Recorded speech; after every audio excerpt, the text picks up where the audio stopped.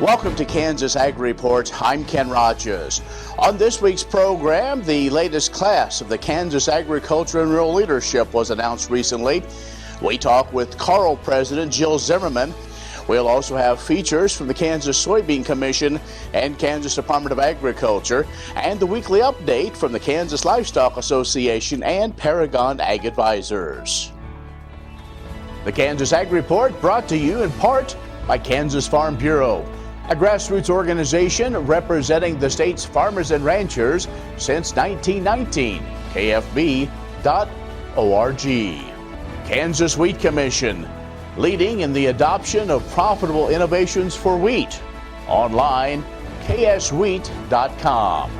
And Kansas Corn, building the future of Kansas corn. Online, kscorn.com.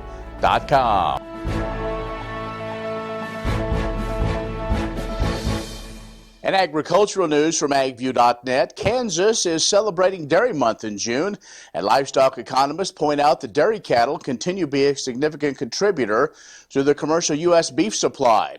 According to the University of Wisconsin River Falls, ag economists say dairy animals are a consistent source of beef and continue to play a key role in filling U.S. beef demand. The dairy sector contributed 4.6 billion pounds, or 21% of the total pounds of beef produced in the U.S. last year. Although down from the peak of 24% in 2015, they say the dairy cattle contribution is still significant. Dairy animals substantially contribute to the prime beef supply, as Holstein steers contribute around 21 and 60% of the total U.S. prime beef produced from 2002 through 2018. Well, USDA's Animal Plant and Health Inspection Service has confirmed the discovery of genetically engineered wheat plants growing in an unplanted agriculture field in the state of Washington. The GE wheat in question is resistant to glyphosate, commonly referred to as Roundup. Now, there is no evidence that the GE wheat had entered the food supply, and there are no GE wheat varieties for sale or commercial production in the U.S. at this time. And APHIS says not deregulated any GE wheat varieties. Now, after previous detections of the genetically engineered wheat, USDA did strengthen its oversight of the regulated GE wheat field trials. APHIS now requires developers apply for a permit for field trials involving the GE wheat, beginning those in January of 2016. So bringing GE wheat under a permit enables APHIS to create and enforce some permanent conditions that ensure confinement and minimize the risk that regulated GE wheat would persist in the environment. And it's time once again to nominate you or your neighbor to serve on your Farm Service Agency County Committee. The FSA now accepting nominations for county committee members. Agriculture producers who participate or cooperate in an FSA program may be nominated for candidacy for the county committee. Now, nationwide, more than 7,700 dedicated members of the ag community serve on FSA county committees. Those committees, made of 3 to 11 members, typically meet once a month. Members serve 3-year terms also. Now, organizations, including those representing beginning, women, and minority producers, also encouraged to nominate candidates. The nomination forms for the 2019 election need to be postmarked or received in the local FSA office by August 1st. Election ballots will be mailed to eligible voters beginning on November the 4th. That's Ag News. We'll have more coming up. Kansas Ag Report brought to you in part by Oldie Seed Farms, carrying soil-specific seed. Find them on the web, oldieseed.com. That's OHLDE seed.com. Kansas Livestock Association, supporting members' business interests and meeting consumer demands. KLA.org. Grass and Grain, online or in the mail, keeping Kansas farmers informed for over 60 years. grassandgrain.com. And Kansas Grain Sorghum, growers working together. More at ksgrainsorghum.org. Many seed companies claim to offer the latest genetics, but how many have tested those genetics in soils just like yours? The Oldie Seed Know to Grow research program has fully tested the latest seed genetics in soils that are right in your neighborhood. The Oldie Seed Know to Grow program can recommend the best performing hybrids from technologies like Enlist, Extend, and Liberty Link that will optimize the yield and profit of every acre on your farm. Contact Oldie Seed today. The Kansas Wheat Innovation Center in Manhattan is rediscovering ways to get improved varieties and new genetics in the hands of farmers faster. Grower-led and checkoff-funded research initiatives are bringing about positive change. This grassroots leadership provides a strong voice in Topeka and Washington, D.C. Now is the time to partner with Kansas Wheat in moving wheat forward. Kansas Wheat Commission and Kansas Association of Wheat Growers. Farmers investing in their future and yours. Log on to rediscoverwheat.org.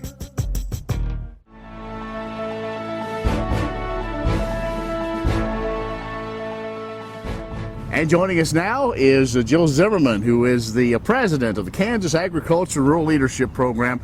We're coming to you right outside the office here on the campus of K-State. Jill, just a few days ago, you announced, already Class 15. It's amazing. But yeah, we did. We announced Class 15, Saturday, June 1 in Lynchburg. It was a great day. It was, again, another 30 of young or really Kansans, if you will, that have an interest in becoming better leaders, not only in their communities, but just kind of even in what they do in their careers. It's a great class, Ken, and so we are really ecstatic. We've got great diversity, people that represent not just, we have folks that come from pure agriculture, 100% background, to folks that serve in communities, and they serve maybe at a foundation at a college, or they're involved in healthcare.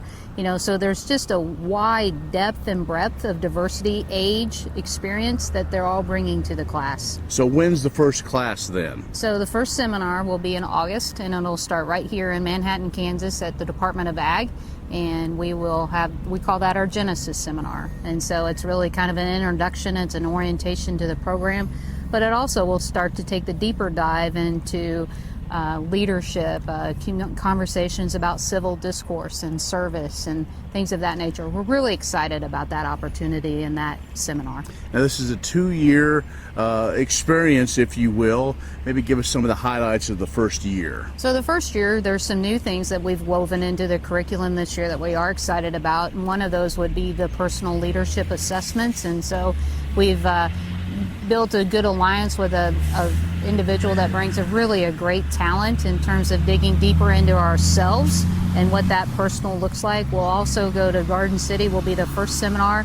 And so in Garden City, we take that deeper dive into Southwest agriculture in Southwest Kansas. And so, I was just on the phone a bit ago talking about the tours and the places that we'll go in addition to. So there's going to be some new experiences in Garden City that previous classes haven't had the opportunity to see or experience. And so I'm really excited about that. We'll have conversations about immigration while in Garden City. And so things that are very critical to the conversations of what happens in our rural communities each and every day. And the capstone of that first year is a chance to go to our nation's capital. Yeah, so we'll go to Washington, D.C., and we're excited about that experience, and even more so this year about some of the opportunities for conversations that we're going to have and things. And so every day we know it's changing, but the work that we do is critical.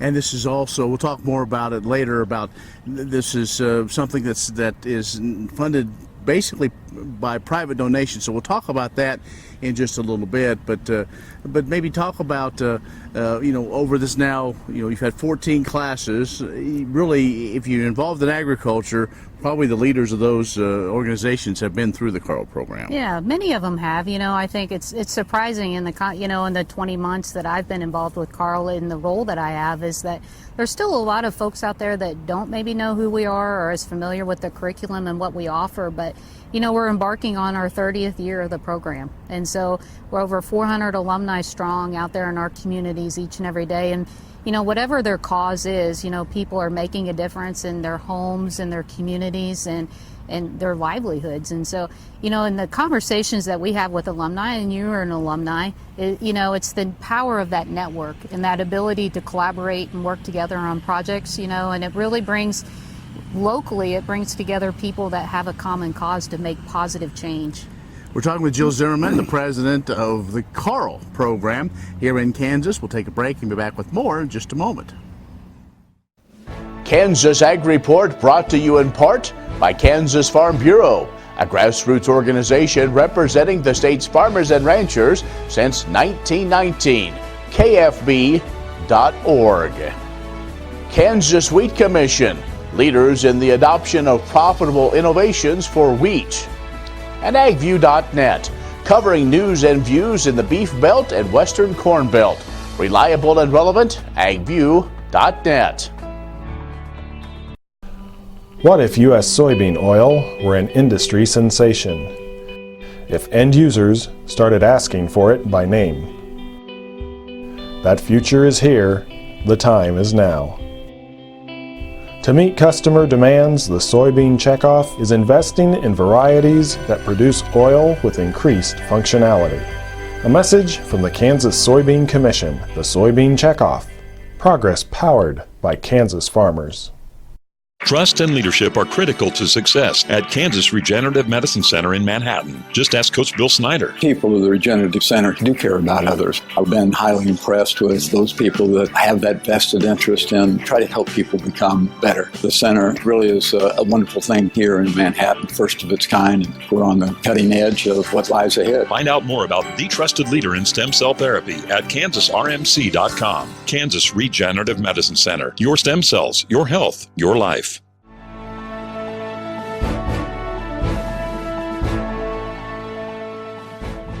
And our guest this week is Jill Zimmerman, who is the president of the Kansas Agricultural Leadership Program, the Carl. As she did mention, I am an alumni from Class 3. You know what that means? I'm old.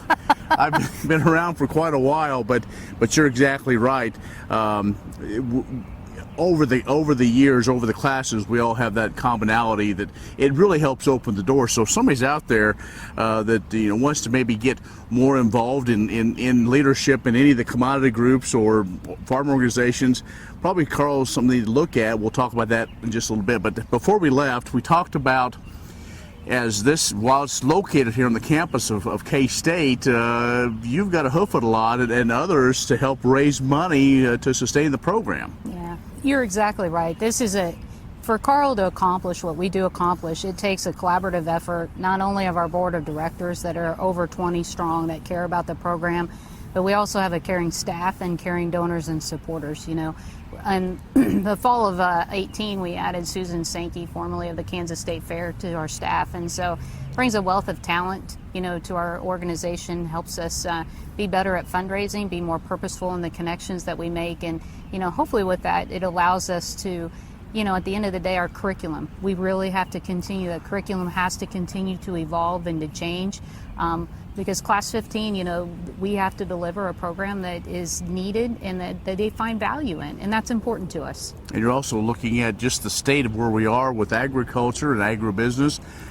There does have to maybe be some changes to adapt to some of the challenges that are being faced. Oh, you bet. I mean, the challenges in agriculture right now, we all know. I talk at home with my family. They're far and wide, from trade to weather and everything else in between. It's a tough day right now. Okay, we talked about the first year in the first segment. Let's tell us now about the second year. Yeah.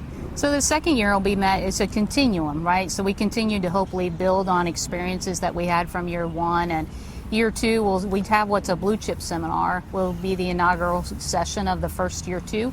And we hope that session it's still evolving, and I don't want to totally tip my hat to what that looks like yet, but it's so that they have an introduction to something that's beyond the scope of what we see every day, but yet has a huge impact on what we do each and every day. And so it's a Fortune 500 company and has really an impact on what we do every day. Now, also, we know where the international seminar is going to be, and the last class had a great opportunity, went to Cuba.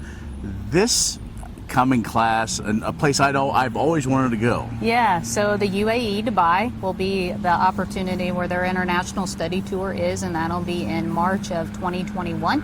And so, conversations about Middle East and the impact that has on agriculture in Kansas. And so we are, throughout their whole year of the 2-year experience with Class 15, we will have conversations about the Middle East and how that impacts what we do. And so when we announced that on Saturday, there was it was met very well. Sure. Mm-hmm. Well, it's a developing market. That's some of the interesting things, Jill. Well, before we let you go, and somebody always says, is there a typical person involved in the Carl program? And really, it's all through the gamut. So whether you're just out of college or maybe halfway through your career, there's still a place for you. So folks want to either try to get in the Carl program, apply for that, or to maybe contribute to help grow agricultural leaders. How can they get a hold of you, and how can they do that? Yeah, so they can reach us through our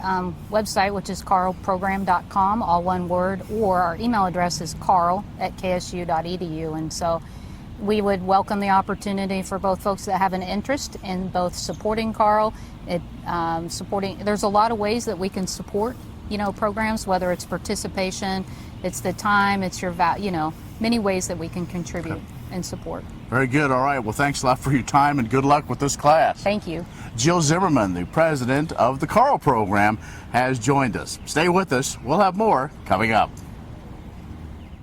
Agriculture information on your computer or mobile device. News and views on grains, livestock, policy, and opinions from newsmakers can be found by liking AgView on Facebook, and on Twitter, follow AgView News. A reliable and relevant source, agview.net.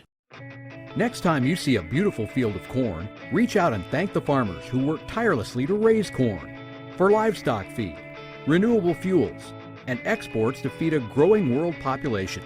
The farmers on the Kansas Corn Commission work for Kansas Corn with grower-funded checkoff dollars that support foreign and domestic market development, research, promotion, and education to expand opportunities for Kansas farmers.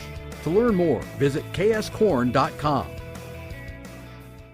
What does a brighter, more sustainable future look like in our cities and towns, and how do we get there? When New York needed an alternative fuel source to reduce carbon emissions, the city found what it needed in biodiesel made from U.S. soybean oil.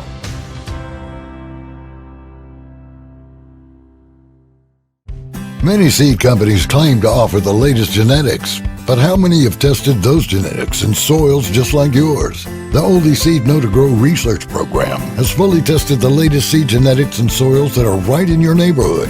The Oldie Seed Know to Grow program can recommend the best performing hybrids from technologies like Enlist, Extend, and LibertyLink that will optimize the yield and profit of every acre on your farm. Contact Oldie Seed today.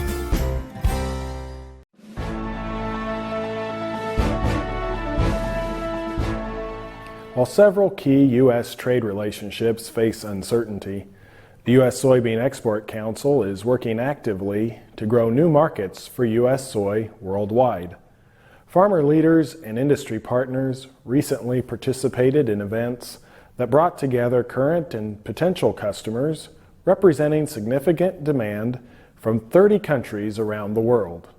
The 2019 U.S. Soy Asia Trade Exchange provided an opportunity to connect more than 300 purchasers from Southeast Asia and the Asian subcontinent with U.S. farmers and exporters. The presentations and panels focused on the quality of U.S. soy, global soy protein outlook, sustainable production, and transportation. U.S. soy crushers and buyers also learned about key research, markets, crop quality, consumers' views about sustainability, and the overall U.S. soy advantage. As part of its What It Takes strategy to offset the drop in Chinese demand for U.S. soy, USEC also has conducted conferences in a number of markets. Themed Experience Today's U.S. Soy Advantage, 2 of them were in Japan and Taiwan. In mature markets like those, work focuses on promoting the sustainability component of the U.S. soy advantage, maintaining relationships with long-term buyers, shaping market access issues, and the acceptance of technologies like gene editing and genetic modification. Learn more at kansassoybeans.org/exports on the web. The Kansas Wheat Innovation Center in Manhattan is rediscovering ways to get improved varieties and new genetics in the hands of farmers faster. Grower-led and checkoff-funded research initiatives are bringing about positive change. This grassroots leadership provides a strong voice in Topeka and Washington, D.C. Now is the time to partner with Kansas Wheat in moving wheat forward. Kansas Wheat Commission and Kansas Association of Wheat Growers, farmers investing in their future and yours. Log on to rediscoverwheat.org. Kansas Corn reminds you that E15 fuel is the right choice for every kind of driver. For the car enthusiast, E15 has higher octane. For the thrifty driver, E15 is priced lower than regular unleaded. For the nature lover, E15 provides cleaner air. For the shopper who buys local, E15 has more ethanol from our Kansas corn farms. Choose E15 for a higher octane, lower price, cleaner American fuel. Message from the Kansas Corn Commission. Learn more at kscorn.com. Agriculture information on your computer or mobile device. News and views on grains, livestock, policy, and opinions from newsmakers can be found by liking AgView on Facebook, and on Twitter, follow AgView News, a reliable and relevant source. agview.net.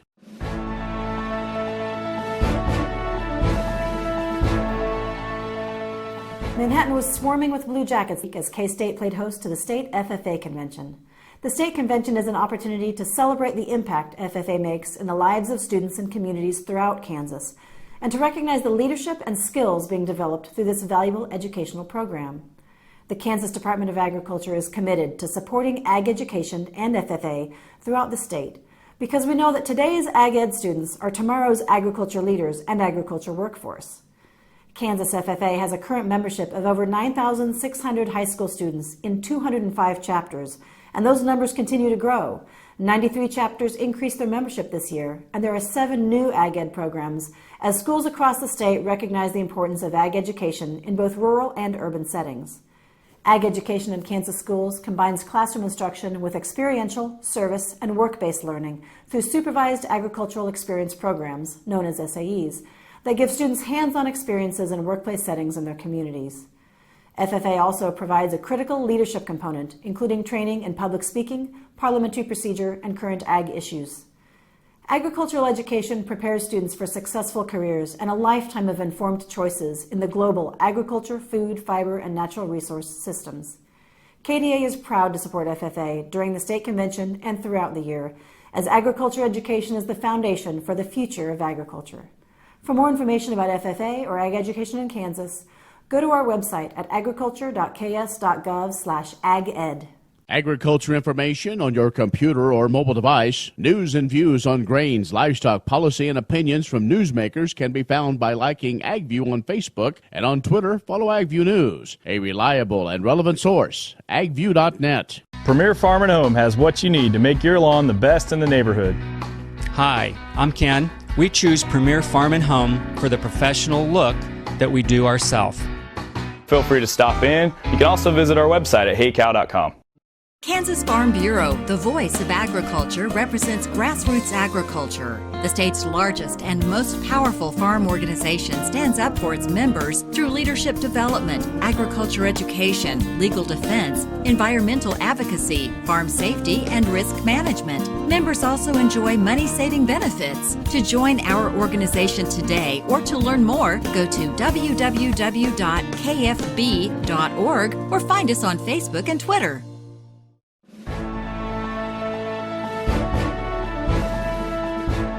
Beef councils from Kansas, Missouri, Nebraska, and Oklahoma hosted a select group of 25 registered dietitians from across the country for a checkoff-funded event emphasizing beef's nutritional profile, culinary versatility, and production methods. Those attending Nutrition Adventure during late May in the Kansas City area were selected for their high levels of involvement on social media and blogs, giving them the ability to influence thousands of consumers. The group learned more from registered dietitian Jill Castle about beef nutrition as it applies to raising healthy children from infancy through adolescence. Sarah Place with the National Cattlemen's Beef Association communicated the importance of beef's role in a sustainable food system by highlighting the upcycling capabilities of cattle that transform human inedible forage and byproducts into high-quality protein. The group also took part in an interactive session on food photography led by registered dietitian Gretchen Brown, with the intent to help them showcase beef recipes on their social media platforms and blogs. One of the highlights was a tour of the Tailgate Ranch, a cow-calf operation near Tonganoxie. Dietitians had the opportunity to ask questions of area beef producers and a panel including a rancher, veterinarian, cattle feeder, and beef processor. Questions asked covered the topics of animal handling practices, antibiotic use, growth promotants, and sustainability factors. State Beef Councils host events like Nutrition Adventure to give opinion influencers accurate first-hand knowledge about beef nutrition and cattle production practices. Agriculture information on your computer or mobile device, news and views on grains, livestock policy, and opinions from newsmakers can be found by liking AgView on Facebook, and on Twitter, follow AgView News, a reliable and relevant source, agview.net. Many seed companies claim to offer the latest genetics, but how many have tested those genetics in soils just like yours? The Oldie Seed Know to Grow research program has fully tested the latest seed genetics in soils that are right in your neighborhood. The Oldie Seed Know to Grow program can recommend the best performing hybrids from technologies like Enlist, Extend, and LibertyLink that will optimize the yield and profit of every acre on your farm. Contact Oldie Seed today.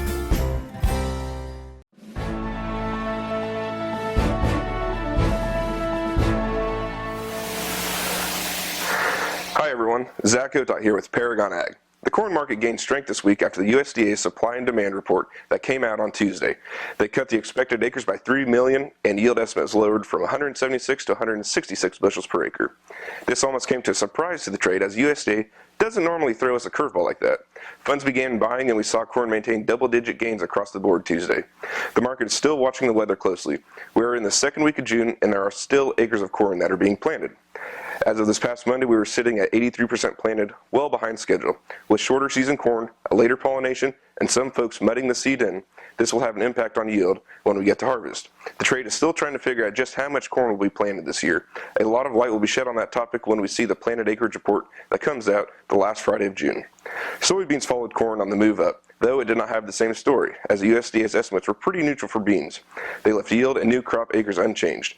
Considering the recent planting conditions we have seen, one would have thought there would have been a slight reduction in either one of those numbers. However, with corn running higher, beans have been tagging along. The trade will be looking at the 18-19 carryout of 1 billion bushels more specifically. Soybeans are looking to find a new demand story that would keep fuel in the bean complex. President Trump and President Xi are planning a meeting at the end of the month. As the trade negotiations with Mexico are behind us, maybe we will see more focus on a deal with China. For the wheat market, there are some concerns about dry weather in Australia and Canada. Here at home, we are looking at a crop that has gotten a record amount of rain. There are concerns about quality and yield tapering back.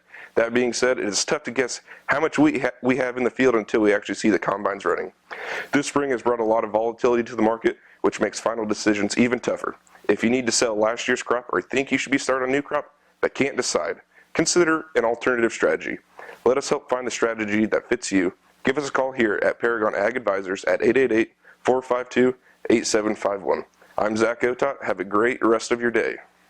Well, that's our show this week. Be social with us online, KansasAgReport.net. Like us on Facebook at Kansas Ag Report Television Show. Follow us on Twitter at Kansas Ag Report. I'm Ken Rogers. Thanks for watching. We'll see you next week.